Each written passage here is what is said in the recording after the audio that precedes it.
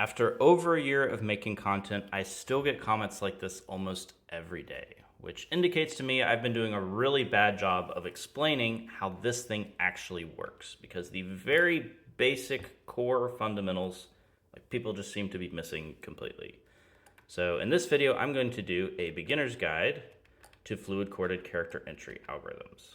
And we're going to break this thing down step by step how it actually works, starting with the layout. So the first thing to note is these are not one-dimensional switches like you're used to seeing. These are three-dimensional switches. So imagine placing your fingers in these little rings and just wiggling them around like in different directions very subtly to output anything that you could do on a regular keyboard. We haven't even got to chorded entry yet. This is still character by character, letter by letter, and this is actually a one-dimensional version of this keyboard, but we won't get into that in this video. So, what's really awesome is that in addition to those individual outputs, I can also press many letters at the same time to output entire words. So here's what happens. People see that jumble of letters that occurs right before a chord appears.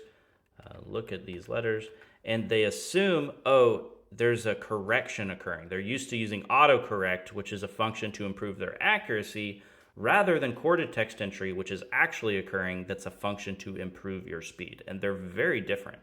I'm not saying that autocorrect is bad or anything. It's just, it's not what's happening here, because there's no correction occurring. In order for a correction to occur, there has to be a mistake. Saying that I'm making mistakes by chording would be like saying that a musician is making mistakes by chording. Like, oh, you're only allowed to play one note at a time. Well, I think that chording in both music and in HCI add a amazing and beautiful depth to that interaction that you otherwise are just not possible by placing individual notes together. Not that there's anything wrong with individual notes. The whole principle of this design and what separates it from a lot of the ancient chording theories is that you can have both character entry and chorded entry working in harmony together. That's in the name. Characorder is great for character entry as well as chorded text entry. It is a portmanteau, characorder, character, chord.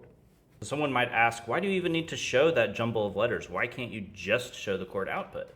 And you can. That's an option that you can toggle, but it's not very popular because then you lose your real-time feedback when it comes to character entry. So let's say I'm typing WORD word. I might still be holding down the W key by the time I get to the D key. It's not a press, release, press, release, press, release, unless you're like a 2-year-old. If you're a proficient typer, it's more of a burst fire. It's like press, press, press, press, release, release, release. Keep in mind that only 26 out of like 100 buttons on a keyboard are actually letters. We use keyboards for so much more than just text entry. And any software that uses hotkeys or macros or any other sort of press and relief behavior that you would expect from a keyboard is important to emulate on any keyboard replacement. And that is incredibly powerful, not just in the versatility of the device, but also when it comes to the intuitive learning of chording over time. If I'm a new user and I only know a handful of chords, this is no problem. I can still type 80% of a sentence in character entry. This is me typing one letter at a time, but I can also type in chords. This is no problem.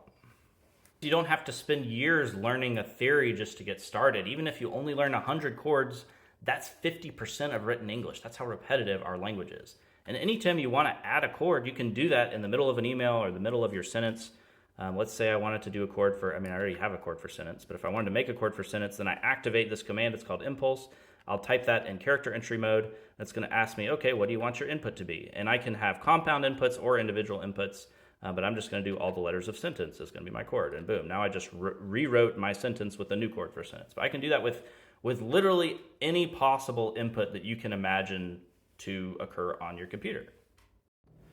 And that's not writing that chord to my computer. It's written to my intelligent peripheral, which means if I unplug this and plug it into your smartphone, I still have access to that full interface the same way as I would on any other system.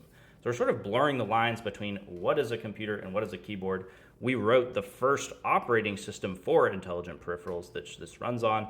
I won't get into the details of generative text menus or the advanced arpeggiates, modifiers, fusion, Ebbinghaus levels. There's a lot more to this and a lot more depth and a lot more coming. But I hope that this sort of 5-minute quick mini lecture was enough to to clarify and at least help people understand that it's a little bit different than autocorrect. But thank you for the comment. I appreciate it. And yeah, talk soon.